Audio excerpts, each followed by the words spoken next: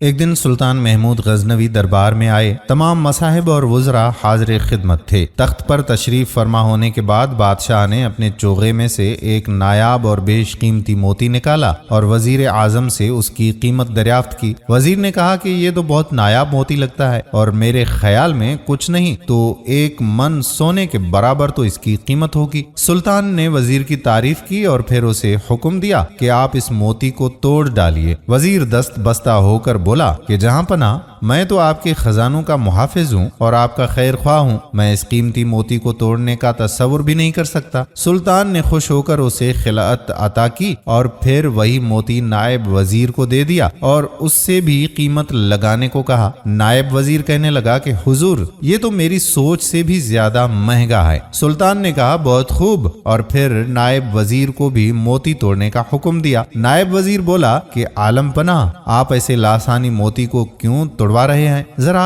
اس کی شان و شوکت اور آب و تاب تو ملاحظہ فرمائیں۔ سورج کی روشنی بھی اس کے آگے ہیچ ہوتی ہے۔ میرے ہاتھ تو اسے زگ پہنچانے کا حوصلہ ہی نہیں کر سکتے۔ میں تو خزانے کا نگہبان ہوں، دشمن تو نہیں۔ اللہ آپ کے مال و منال میں اضافہ کرے۔ سلطان نے نائب وزیر کو بھی انعام و اکرام سے نوازا اور اس کی سمجھ بوجھ کی تعریف کی۔ پھر اسے امیر الامراء کے سامنے رکھا اور توڑنے کا حکم دیا تو اس نے بھی معذرت کر لی۔ بادشاہ جیسے جیسے درباریوں کی تعریف کر کے ان کے منصب اور مرتبے میں اضافہ کرتا گیا، ویسے ویسے وہ کم تر درجے کے لوگ سیدھے راستے کو نہ پہچان کر اندھے کنویں میں گرتے گئے۔ سب وزیر اعظم کی پیروی میں اپنے آپ کو بادشاہ کا بڑھ چڑھ کر خیر خواہ ثابت کر کے انعام و اکرام پاتے رہے۔ بے شک تقلید اس دنیا کا ایک ستون ہے، مگر آزمائش کے لمحات میں جو لوگ اپنی انفرادیت قائم رکھتے ہیں وہ ذلیل و رسوا ہو جاتے ہیں۔ جب سلطان نے سب امراء کی آزمائش کر ڈالی تو پھر وہ موتی ایاز کو دیا اور پرکھنے کو کہا۔ ایاز نے کہا کہ عالم پناہ، میرا ہر اندازہ اس موتی کی قیمت سے کم ہوگا۔ سلطان نے کہا کہ بہت خوب، اب اسے توڑ دو۔ ایاز نے آؤ دیکھا نہ تاؤ اس موتی کو ایک پتھر سے توڑ ڈالا۔ موتی پتھر کی چوٹ سے چورا چورا ہو گیا۔ وہ غلام اپنے آقا کی آزمائش کے طریقوں سے واقف تھا، اسی لیے کسی انعام یا لالچ کے دھوکے میں نہیں آیا۔ اپنے مالک کا حکم اس کی پہلی ترجیح تھی، اس وجہ سے اسے بلا چوں و چراں اس حکم پر عمل کر ڈالا۔ موتی کا ریزہ ریزہ ہونا تھا کہ سب درباری شش در رہ گئے، پھر زور سے چلا اٹھے کہ ارے نادان، تیری یہ ہمت کہ ایسا نادار اور نایاب موتی توڑ کر پاش پاش کر دیا اور بادشاہ کے نقصان کی رتی برابر بھی پرواہ نہیں کی۔ یہ سن کر ایاز بولا کہ اے عقل مند صاحبو، ذرا غور کرو اور دل پر ہاتھ دھر کر بتاؤ کہ موتی کی قیمت زیادہ ہے یا حکم شاہی؟ تمہاری نظر سلطانی فرمان پر ہونی چاہیے یا اس حقیر موتی پر؟ افسوس، تم نے ظاہر پر نگاہ رکھی اور باطن کو فراموش کر دیا۔ بس معلوم ہوا کہ تمہارا پیر و مرشد شیطان ہے، تم صراط مستقیم سے بھٹک گئے۔ میرے نزدیک سلطان کے ابرو کا اشارہ کافی ہے اور وہ روح ناپاک ہے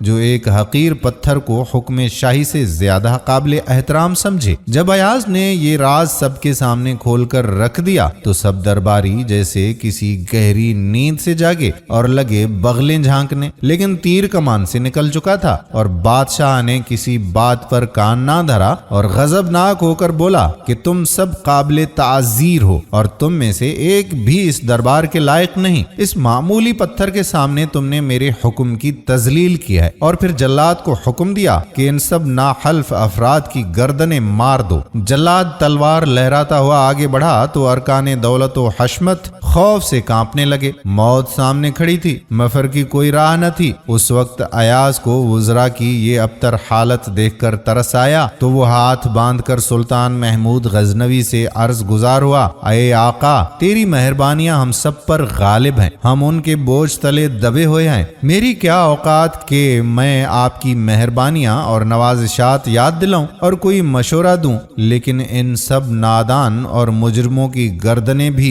تیری ہی دیوار پر ٹکی ہوئی ہیں۔ بے شک یہ شکست کھا گئے، مگر اتنا تو ہوا کہ اپنی غلطی اور جرم سے باخبر ہو گئے۔ اب اس گمراہی سے لوٹ کر تیری طرف آنا چاہتے ہیں تو تو انہیں معاف کر دے، کیونکہ تیرا کرم ہی ان کی آخری امید ہے۔ یوں بادشاہ نے ایاز کی سفارش کو قبولیت بخشی اور خطا کاروں کو معافی دیتی۔ دوستو اس حکایت میں ہم سب کے لیے بہت کچھ موجود ہے۔ اس حکایت سے ہمیں یہ ہدایت ملتی ہے کہ ہماری دنیاوی آسائشیں ہمیں بہت عزیز ہیں، اور جب اللہ ہمیں اپنے راستے کی طرف بلاتا ہے تو ہم طرح طرح کی توجیہات پیش کر کے اس کے حکم سے سرتابی کرتے رہتے ہیں۔ خود اپنے آپ کو اللہ کو یہ باور کراتے ہیں کہ ہم وہی کچھ کر رہے ہیں جو اللہ ہم سے چاہتا ہے۔ ہم اکثر یہ بھول جاتے ہیں کہ آرام و آسائش کی یہ زندگی دینے والا بھی تو اللہ ہے، تو اگر وہ چاہتا ہے کہ ہم اس کی راہ میں اپنا مال خرچ کریں تو ہم آناکانی کیوں کرتے ہیں اور فوراً اس کے حکم پر عمل کیوں نہیں کرتے؟ اللہ کا حکم منوعاً